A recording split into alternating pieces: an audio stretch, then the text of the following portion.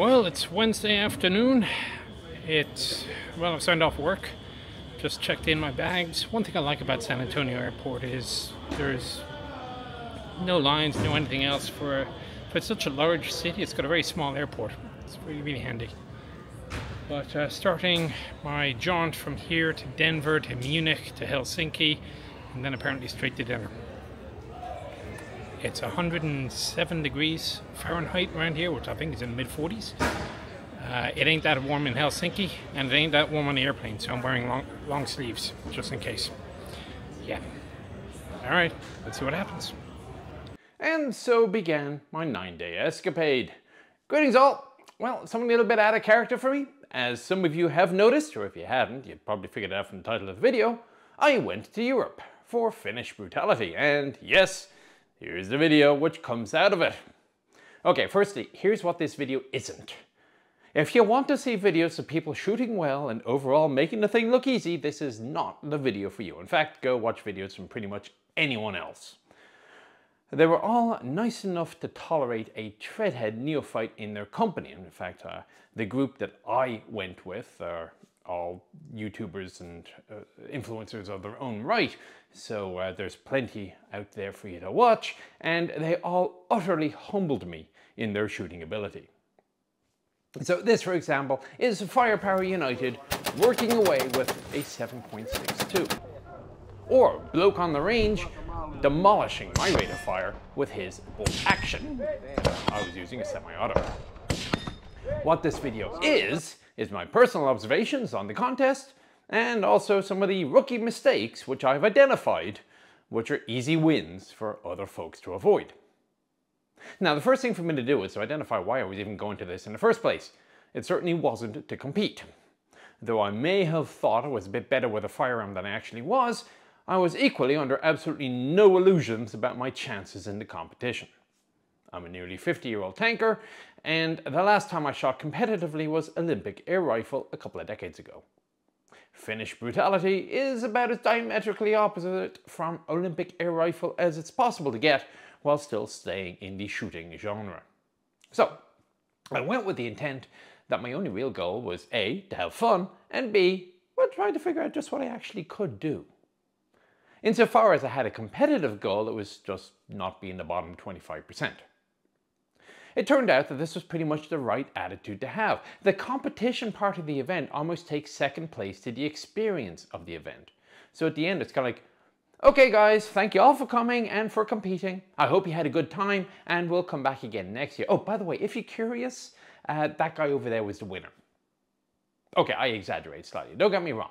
The competition was strong, but still kind of secondary. You don't go to an event like this rocking an obscure World War II stripper clip loaded rifle if you think the point is to win. Now, as an aside, I'm under the understanding that the European Brutality events have a different character to the North American ones, but I haven't done one, so I can't make a statement. In fact, I've never done an action competition before in my life. So, with that goal decided, what kit to bring? Well, as I say, I don't do competitions, so I don't exactly have competition gear. What I do have is army gear. So maybe I can make it a training exercise, see how my kit actually works out. And of course, the gear I have is what I've been issued with as a tanker. Now, of course, this logic failed pretty quickly, as, given I'm a lieutenant colonel, if I'm doing this sort of shooting for real, something has gone heinously wrong. There are a couple of divisions one can compete in. Irons, for example, is iron sights only, as the name implies. Armored requires wearing about 12 kilograms of gear, not counting your weapons, and has a few additional equipment rules. Breacher is a subset of armored, which requires doing additional, generally miserable tasks in between the 10 stages of competition. And there is also a cosplay/LARP subset. And finally, open division, which is pretty much no restrictions. So, I went open and I cosplayed as, well, myself really. A tanker pushing 50 who has deluded himself that he can do this infantry stuff. As a result, it's Stetson, tanker holster, crewman ACUs, and tanker boots. The Stetson also kind of knocked me out of armored, I thought, as if I want to do that, I'll probably want to wear a helmet, and I'll probably do it in a future event. Also, as I had no idea what to expect, and I don't consider myself particularly fit, I decided to take it easy not kill myself on the course and simply take the opportunity to sit back and get a lay of the land, as it were. In hindsight, Armored certainly won't kill me, and I suspect I'll move to that on the next time frame.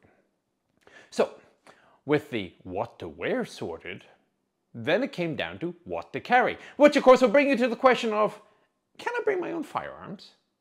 Well, yes, actually. If you happen to know somebody in Europe who's willing to lend you some, well and good. But it is possible to bring your own. Of course, the paperwork for import-export can be a little bit daunting, and I didn't want to muck around trying to figure it out. Fortunately, this guy came to the rescue. His name is Les, and he's been doing Brutality pretty much since the beginning.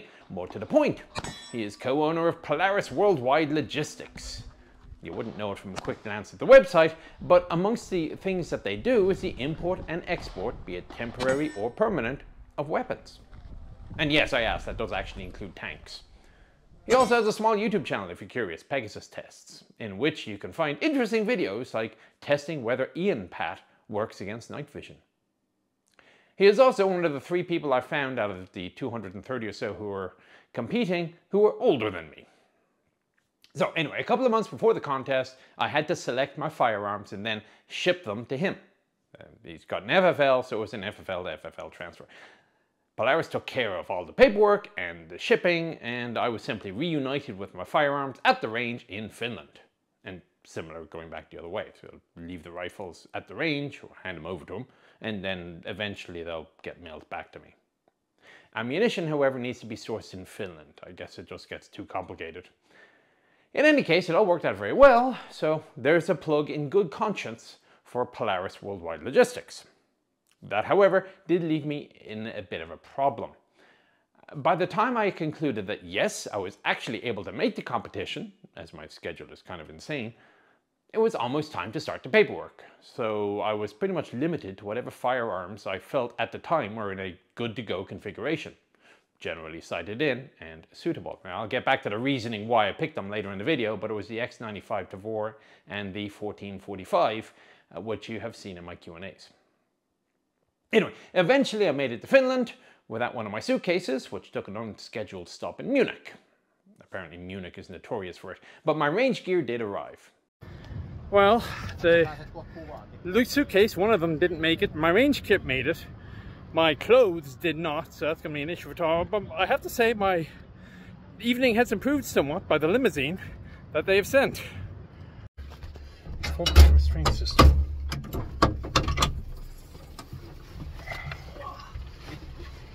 Okay. Let's buckle down the bottom there.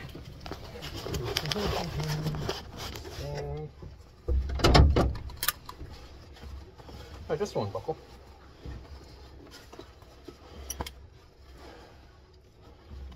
A little bit of rollover protection. Oh, very nice.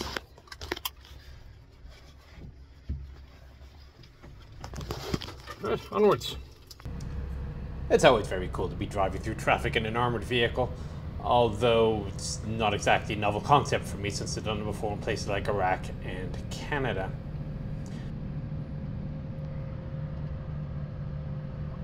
The vehicle itself is a Sisu GTP prototype.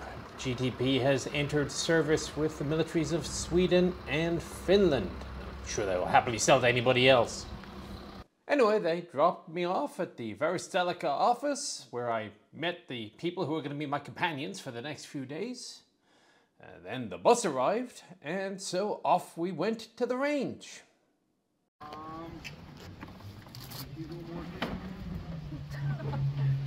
We need like 3 guys with large. The important supply is getting loaded. Once at the range, it was time for a few delicate adjustments. Here's Polymer Tactical working someone else's sidearm. And after a night's sleep, it was time for the range officer shoot. Now, the range officers, of course, are running the ranges on the Saturday and Sunday when the competition is happening, but they want to have a bit of fun as well. So Friday is the day for them to run through all 10 stages. Whilst those of us who were present and not shooting on Friday, well, we ran the ranges. I was assigned to range 1, and off I went. To a good start. Well, we're starting this off with a little bit of sponsorship from Patria.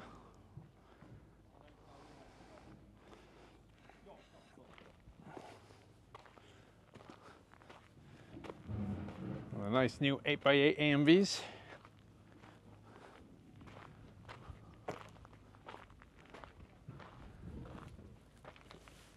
Oh, the latest technology, mine-resistant seats. Let's see, 6. There's a lot of space in the front that's not being used. That's a bit weird. Ah, it's because they've left room for a turret.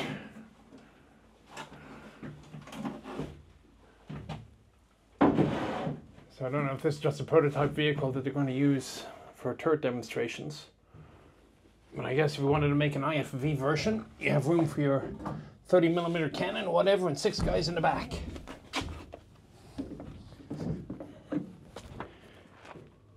Yeah, compared to an M113, that's a very small drop ramp.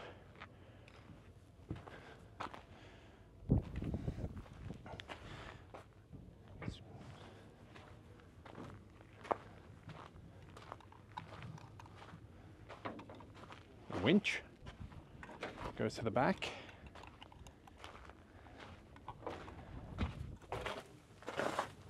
Don't know if Patria wants me to show off the suspension or not. I'm sure they don't mind. Strange camo scheme, but it looks cool. I guess it's the point of a demonstrator. There's our cameras.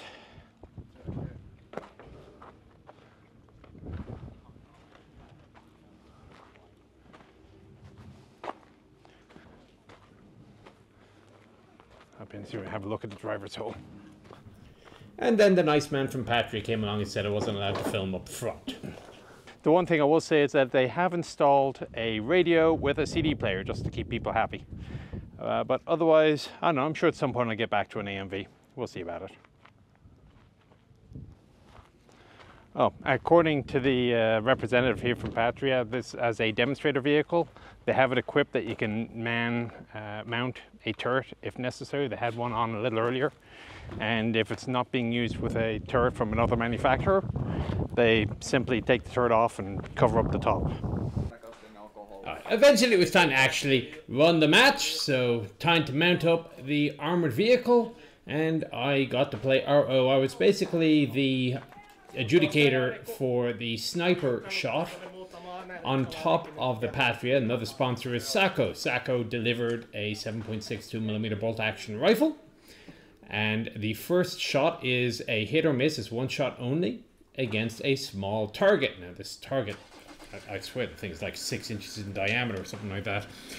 But in all fairness, the sniper rifle was very accurately zeroed, so if you placed the crosshair on target and had a good shot, you would hit the target. The problem is actually finding the damn target in the first place. So next to the rifle were 3 cards with very simple mathematical formula on the top of the cards. Now, unfortunately, I wish one of them had a set of brackets, because I would have come up with a different answer to everybody else, it seems. When I learned my mathematics in Ireland, we had a different order of operations. And I told people this, they didn't believe me, but believe it or not, look it up. There were different orders of operation depending on where you were taught. So you find one of 3 targets downrange that are labeled with the appropriate mathematical solution, and you engage that target. As I say, it's a one shot only. If you get it right and you hit the target, you get a bonus. If you miss, nothing happens. And if you hit the wrong target, you get a minute penalty or something really heinous. Now, the catch, you'll see I'm trying to be very careful and avoid actually touching the guy, but I need to be directly behind him so that I can see which target he's engaging. Because unfortunately these targets are so damn small that just because you hear the tink of a round impacting, it doesn't mean you can see the target actually moving, which one he hit. So stand over his shoulder and away you go. So in that case he was going to run without completing this requirements. Now, I will say that this will come back and bite me in the arse later. You may not get a penalty per se for failing to do something, but to make sure you'll do it each time. Now, at this point, I'm going to give a shout out to the ROs. These guys were an excellent example of how it is possible to be professional and uphold standards whilst still maintaining a level of friendliness, approachability, and general lightheartedness. I mean, don't get me wrong. If you made a mistake, they'd call you on it. If you made a safety violation, I've no doubt they'd block tackle you. But they were understanding. We're all there just to have fun. And so they kept the attitude lighthearted, and it was a sheer pleasure to have them as ROs. So a huge shout out to them, to Varistelica for selecting them. And you know, frankly, every damn one of them was friendly. Every Finn I ran into was friendly. So they have this reputation of being a little bit dour, shall we say, a little bit quiet and reserved. But get them to open up and you're fine. Anyway. So that is about it for day 1, or day 0 if you prefer. And then we went on to day 1 after a night of sleep, and we reported back. It happened to be at stage 1, where I was, for the first event. Of course, that wasn't that simple, because since we were part of the influencer squad, somebody, I think it was Pageosity, decided to throw a couple of silly challenges our way. Yeah, challenge number 1 was a simple sprint. Get from A to B. And I learned very quickly that you don't want to be last. It's okay to be in the middle. If you want to win, great. Although you have to carry this big medal around with you when you win. Just don't be last. Bloke on the range was last. He was rewarded for his lastness with having to wear a rubber chicken for the rest of the competition. Which, in fairness, he took it in good spirits, and every time he went prone after that, you heard the squeak of the rubber chicken, which was quite amusing. Although I have to say, I'm a little bit, I'm not too thrilled with such shenanigans. I think my dignity is a bit below that, above that, but no matter. Then it was on to the contest itself.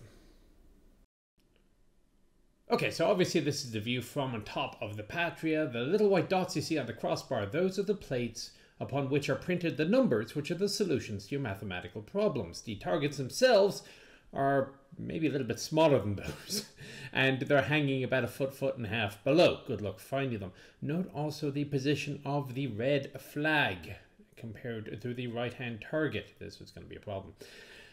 Also, on the far left, you probably cannot make out the 2 more human-sized targets that are your objects to hit when you're doing the Kasarda drill. However, ready to steel myself for my first ever contest, away I went. Unfortunately, it didn't go well.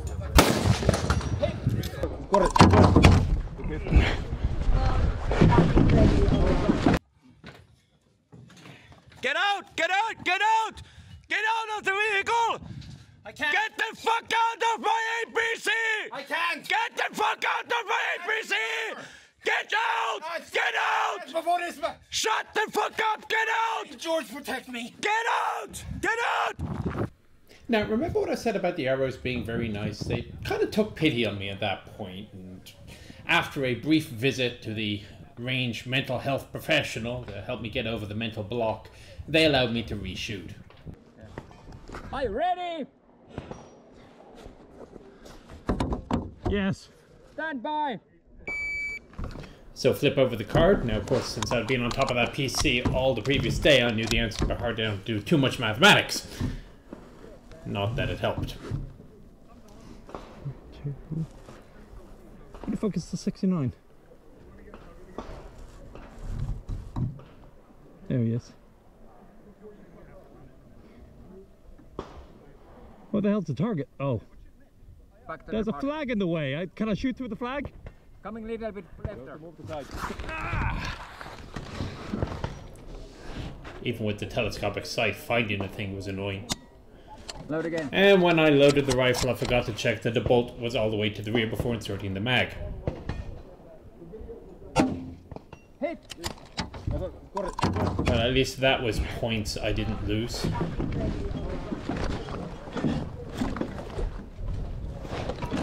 Dismount the armored vehicle, they say.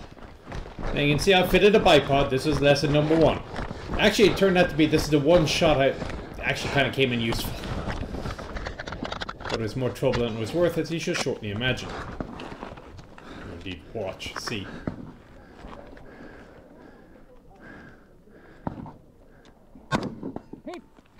Get the breathing down. Yeah, whatever.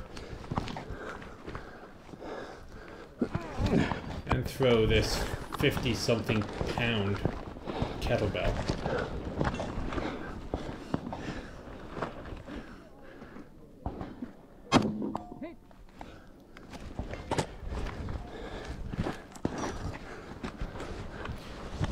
Now, there's a difference between army shooting and competition shooting, as I discovered. And you'll see right now I'm doing this as more like army shooting, on the basis of you get 1 round for each target. So, generally speaking, you don't shoot unless you're absolutely sure that you're going to get a hit. Roger. Now, there was 2 targets down at the end. One was a backup target in case the other one went down for some reason.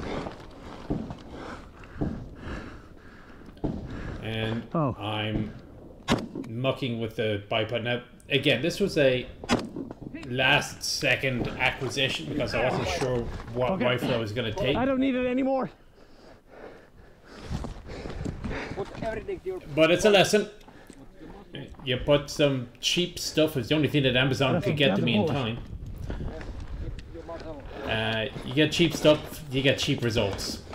Now, as I say, fortunately, it was the only stage where a bipod was even remotely useful.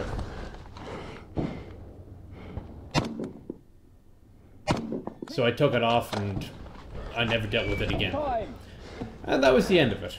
I think it did relatively okay, all things considered. Took way too long at the beginning.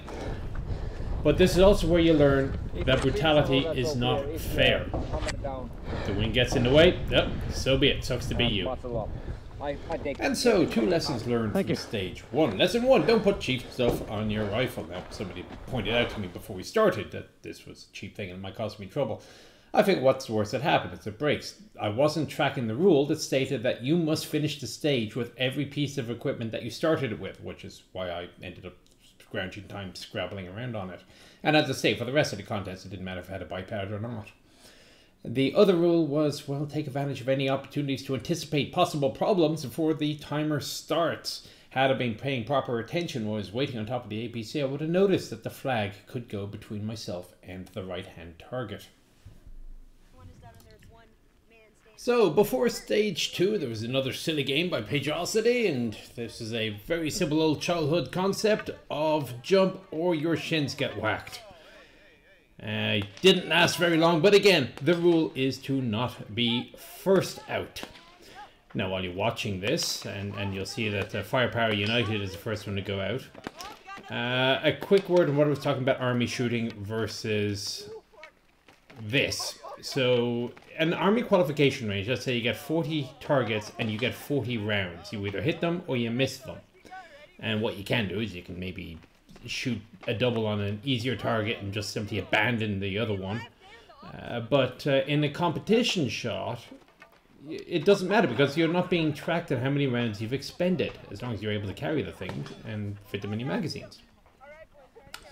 So you can shoot much more quickly with a competition shot because all you have to do, especially with a semi-auto, if you miss it, you just shoot again.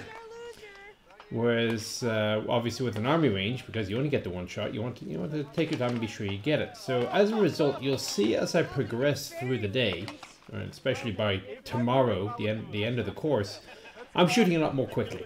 It's a case of, probably good enough, or it's probably going to hit, is sufficient. And that's one of those lessons that I kind of learned. There's another army competition difference coming up in a moment. As you can see, Firepower United has been given a set of butterfly wings, or fairy wings, whatever, presumably to help him in his jumping in the future. And again, good sport that he is, he kept with it through the next 2 days. Anyway, on to stage 2. And the filming for this one is going to be a little bit poor because I forgot to hand my camera to somebody. But it is the monkey business stage. Monkey bars. So as we're watching Bloke on the Range complete his run, and again, bear in mind, the man is using a bolt action. And he's just nailing these targets. Now, if you watch his videos when they come out, he actually has a through-sight camera. so you can see exactly what he's got in his sight picture. But it's another difference between army shooting and competition shooting. So I zeroed at about 25 meters, because that's what the army has you zero at. Again, the difference is that the army is shooting at man-sized targets, with the exception of the Fast Freddy's, the 50-meter pop-ups, which you just learn to aim a little bit low. Not so here. And when I mentioned that I had a 25-meter zero to Polymer Tactical, he was my roommate for a couple of nights, he thought I was going to be able to hit a damn thing. And to a point he wasn't wrong, because this is not a 25-meter range, and you really have to know what your holdover or hold under is at the various ranges when you're doing this sort of competition. And I mean really, because these are not large plates, some of them are like 6-inch diameter. Now it turned out on day 2 it worked out for the better, because some of the targets were actually very close, and the 25-meter zero actually worked out for me. But whatever zero you go at, and there's an argument for doing something really bizarre, like maybe a 40-meter or something, know what your holdover and hold unders are. And you'll see when I get started on this, because I didn't know exactly what my holdover or hold under was, in this case obviously hold under for the range, it took me a couple of shots to figure out where I should be aiming. And, well, it was a delay, one of many.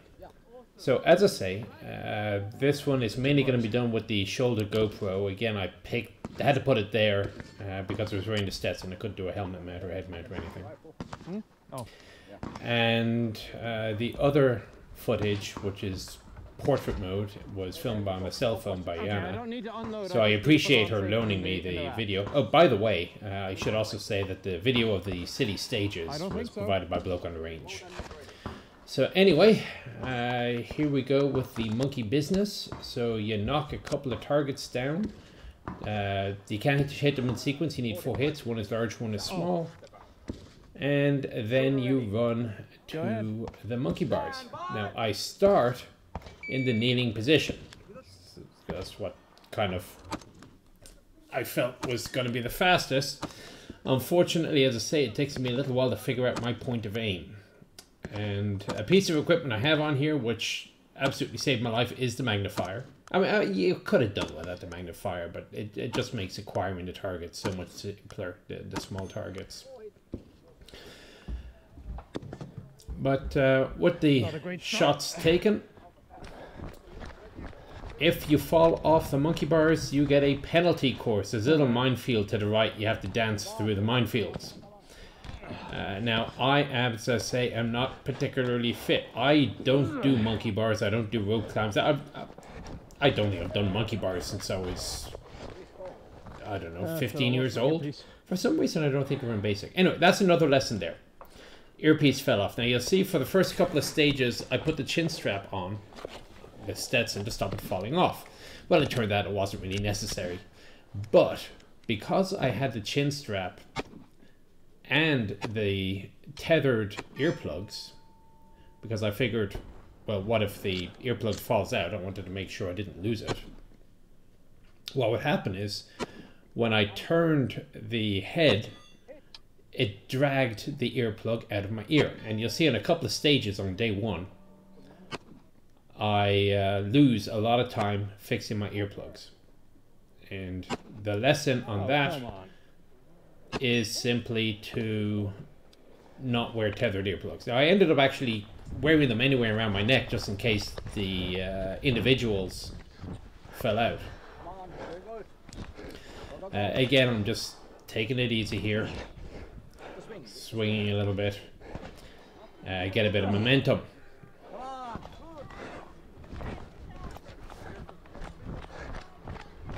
Back up onto the Sisu. Now it looks like I'm taking my time. It didn't feel like I was taking my time at the time, but there you go. And you'll see on this one I decided to actually use the rail for support. I guess I figured because I was ready most of the way down anyway.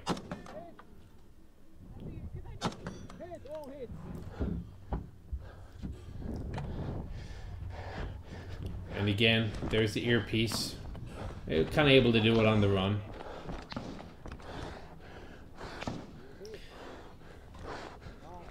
Now obviously I do par out on this. In fact, I par out, which basically means you run out of the 3-minute allotted time on every single stage bar one. So that's part of the reason I didn't do too well. Now one of the things, if you go rewind to the first shot, you'll see that I had a malfunction. And when I cleared the malfunction, the ejected round actually went down my sleeve. Should have been a lesson for later. But conveniently, it was where I could find it, and it wasn't lost. One of the joys with the 45, of course, is that you don't have as much ammunition capacity, but it's a 1445, so I did have 14 round mags, not as bad as the 1911 single stack. So, lessons from this lane. Know you hold under or hold over. 45. Yeah, okay. Be fit, I guess. Well, that's pretty much a given for Brutality. And don't wear tethered ear protection. Some folks had over ears, some had the inserts, which I had spare, so I bought a second set. They were just main sets. And a few folk even wore both, so if one fell off, then the other was still there and didn't have to lose any time whatsoever. But there you go, that was stage 2. Anyway, my final position was pretty miserable, aided not least by my atrocious pistol shooting, which was going to be actually my main Achilles heel for the entire competition. As an aside, I was taking it rather easy on the monkey bars, as I say, A, because I don't do them, and B, because I figured going a little bit slower is probably safer than risking the longer penalty of going through the minefield. My pistol a bit more, I guess. Anyway, that was stage 2. Stage 3 was the blind stage, help your buddy out. And I can't say I was a huge fan of this one. So it starts off, they give you a briefing, they do give you advance notice that there will be a casualty. So, well, if you know your casualty, care, great. If you don't, okay, we'll walk you through it. So here's me before we go in trying to recall my combat lifesaver training from the Afghan deployment 14 years ago. Crap, what was the acronym again? Really bad boys should fuck bitches and hoes. So it's response, breathing, bleeding, shock, fractures, burns, and heat, if I recall, hypothermia, heat injury. And it turns out that all I was doing was I was unnecessarily confusing myself for the simplicity of the problem which lay ahead. Now, the actual course of fire was a couple of rounds on some, I wouldn't say they were particularly difficult rifle targets, although I did manage to make a complete hanes of it. And then pistol targets. I mean, how many times can you do first aid on the same guy?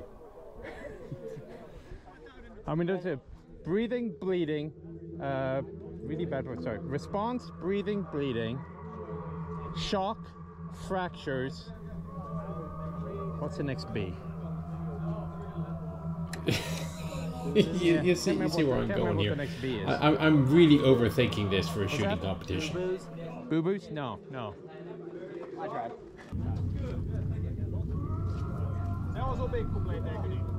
You have fun? That was fun. Okay. Again, my pistol skills don't even enter into the equation because I do so abysmally everywhere else. Okay. Have fun. Thank you, I think. And here we go. Yep, took it out. Give it to me. Oh, okay. Thank you. Chamber flag. Of course, you walk around everywhere with a chamber flag. Apparently, some competitions in the Links Brutality, you're not even allowed to carry your rifle from stage to stage. I don't know how you actually get them there. It seems a bit silly to me, but anyway. Alright, does the shooter have any questions? I have many questions, but none that are relevant. Perfect, I'm making sure. You are Moran. I am. Perfect. So, Bit shooter of ready? trivia. Irish people are less likely to say yes or no because Hiberno English is more of a transliteration of the Irish language, and the words yes and no don't exist in Irish. You don't need them. Okay, so you have to start by shooting through this little triangular porthole here, and 100 meter. my first error here was in not moving myself sufficiently far to the left. Now I could have used that post as a support. And you'll see I got the first couple of hits fairly quickly. You need 6 in total. Oh, come on. But that last, I think it was 6, or was it 4? I think it was 6. That last target just didn't want to get hit. And you'll hear now, he's going to tell me why.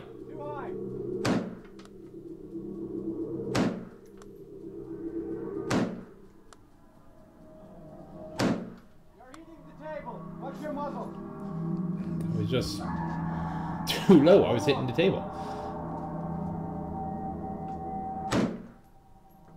That was not a hit? I lost so much time here. Now, watching other people, I've seen some crawl under, some go over, but I haven't seen anybody else swing myself under. Packing gauze. It's kind of like, how do you open this? Where's my knife? Well, hang on, and then we try the teeth. And the problem with this is you start getting focused on doing the first aid, and then they start tapping at you, and it's kind of like you're losing time. All this time that you don't have to be doing the first aid, you're losing time. Adjusting the breathing.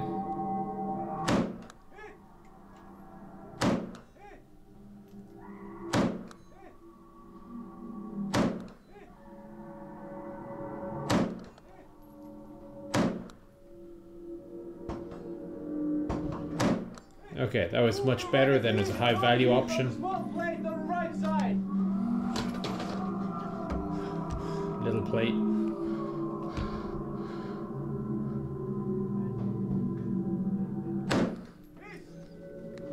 Okay, so by this point I've figured out where my point of aim is. Swing by and continue packing. And when you first show up, you see a tourniquet looks like under the guy's left leg, because that's the first thing they teach you these days. You know, if you're bleeding, put a tourniquet on, if nothing else. So I'm a little thrown off by the fact that somebody's already done that, and then they throw the packing material at me. 6 shots on the target's close. Rub the left opening.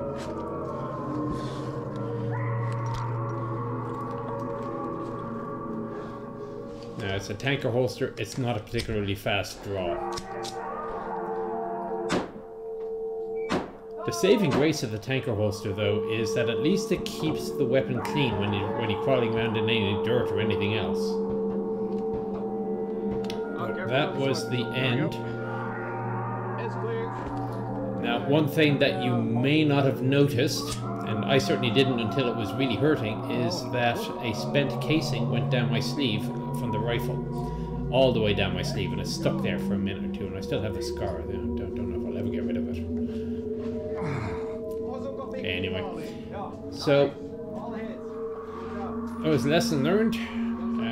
Don't be careful. Don't forget about how low your barrel is.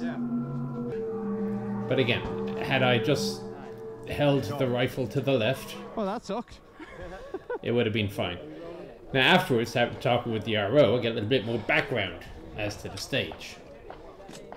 The point is that the wound packing isn't scored, it's timed. It's 10 seconds for everyone. So it's 10 seconds, 10 seconds, 10 seconds. And it's the philosophy, ideology of the stage is that best care under fire is winning the firefight.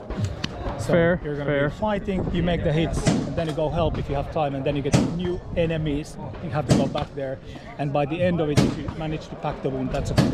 Basically, if you try, if you stick your thumb or magazine into it, that's good enough. Yeah. So at this point, it's worth noting that pretty much all Finnish men do go into the military. It is a conscription country. And actually, their method of conscription is rather unique. They intake entire units from lieutenant to private. They're all in the same intake, and they're all the same age and same cohort. They don't have an active duty unit outside of special forces. It's very strange, but it seems to work for them. But this is also why a lot of the brutality stages have a combat relevance, that and the breachers, which I'm not showing. You can get those in other channels.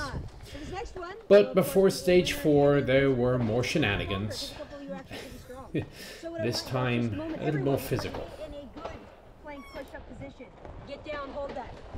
When I say go, you're gonna do it.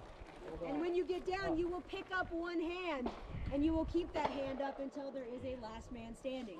So one-handed planks. Everyone in position, don't come up yet, you got a knee. And when I say up, get up. All right, I just have to be You Calvin. can pick whichever hand. So the hand goes up immediately, yes? As soon as I say up. There's another lesson for you. Bring a pair of gloves. The ground on that range is rocky and stony, and sometimes, yeah, you just need a little bit of protection. Actually, in fairness, they're also pretty good for kettlebells as well. I think. That's fine. This it? In the side like this. No. Get that. Yeah, there you go. Fight for that Wait, shit. which one? You're good, Yannick. You just do. You can put it behind you. I don't care what you do. Can we just declare Yari the winner? You know, No, it's all good. just staring you down, Calvin. I'm just waiting for the new PT test in the army to be a one-arm plank. We just moved to a two-arm plank.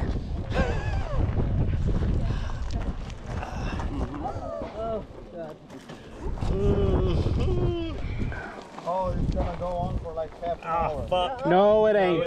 No, it ain't. Looking good. Don't you dare lose, Ian. It's really a race to those. Yeah, bloke's penalty for losing was he got to add a Santa Claus beard, which he wore for the rest of the day. Frankly, he got rid of it that night, and I don't blame him. It was a little bit inconvenient, but it was nowhere near as bad as the trouble that Firepower United had the next day. I would remind you that torque is force by distance, and I'm fucking with a lot of distance here. We're down. Yeah, but you're also the nice Now, as I say, I'm pushing 50, and there's only so much I can do, but in fairness to the man, Kit Badger in the background there, he's not very far behind me. He's only a couple of years younger, and the man is an absolute machine. Let's go, Chief. Let's go, Chief. Army strong. Army of one. Yeah, that one went away a while ago. Nope, I'm failing. No, you're not. No, breathe. Brace. Go on. Evac! Come on, Nick. He's almost. Everyone's getting wobbly. Hold on. Everyone's there. Come on. Nope, I'm done, sorry. Oh, we got two more, and then there were two. Don't look. You don't want to know, Jer. Yes, sir. You don't want to know. Holy shit, he's doing one-arm push-ups behind you.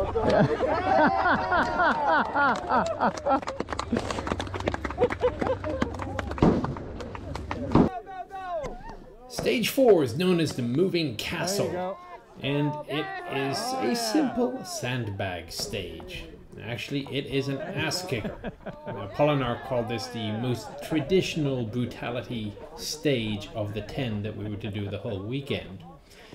Now, when you think brutality, you think misery, but the way I figure it is that none of the stages are very long. They're all actually timed out at 3 minutes.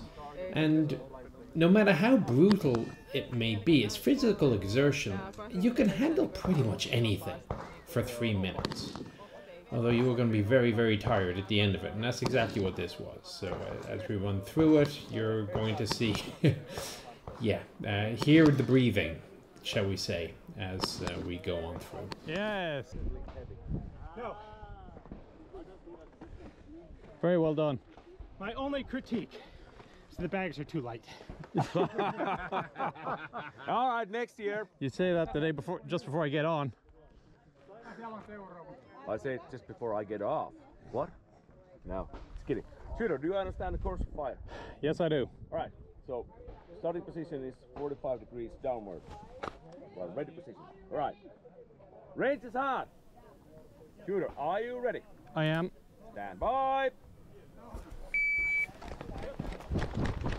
And again, this is another example of where the magnifier is really handy, but I'm also penalizing myself because I have such a large hold under that I need to have for the small target on the right hand side. Now, the hold under was such it was within, if I just aim center mass for the large target, Oh shit.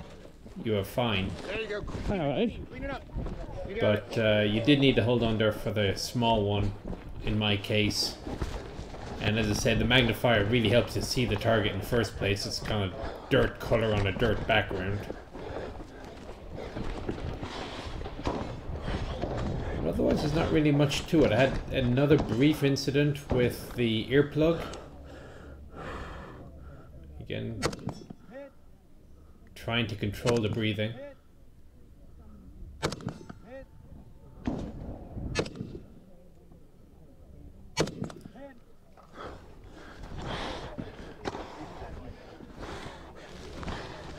Yeah. I have to say, it certainly seemed like one of the heaviest sandbags I've ever had to lift.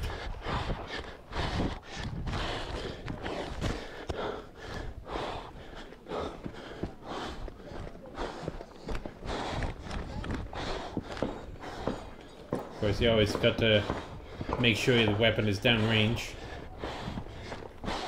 One of the things I like about the bullpup is it's very well balanced. It can carry it easily with one hand.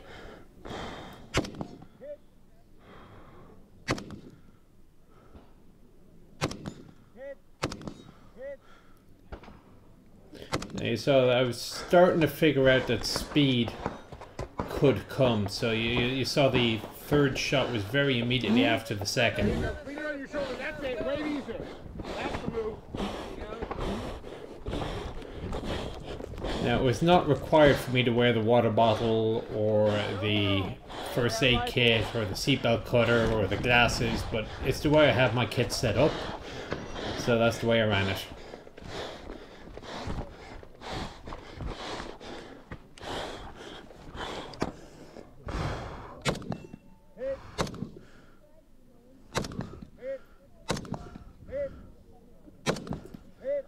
Now, I was so used to powering out at that point that I thought he had called time. But at that point I figured, you know, I actually have a chance of passing this one.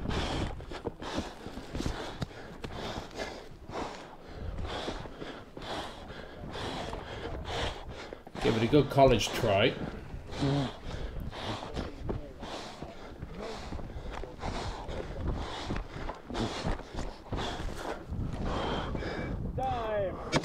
And I part out. And that was it, a very, very simple stage. That was solid. Good. That was solid. You yelled at me over there, I thought you said time. No. I said nice. Sorry. You want a rematch? I'm good, thank you. Yeah, once was enough. What?